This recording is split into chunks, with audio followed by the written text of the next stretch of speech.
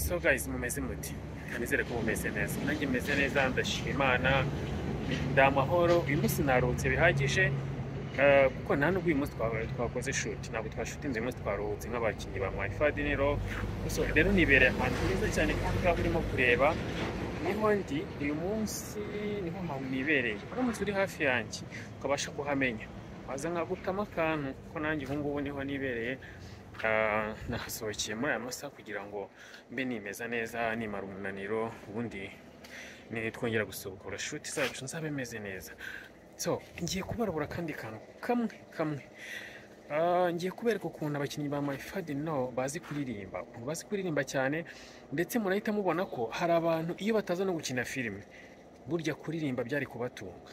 Abo bantu rero barimo Tracy, barimo Scott boss wanjye, barimo na Keza Madame Scott mabuja.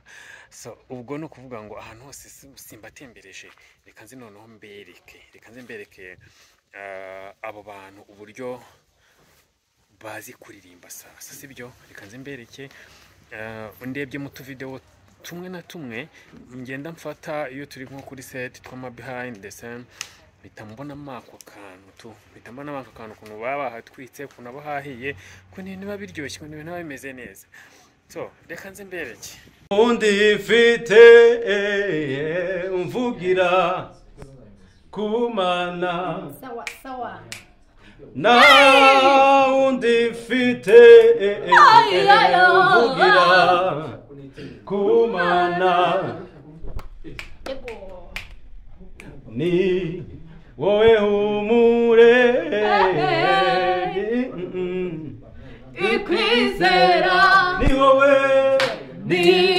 wowe humure imitima ikwizera, ni wowe humure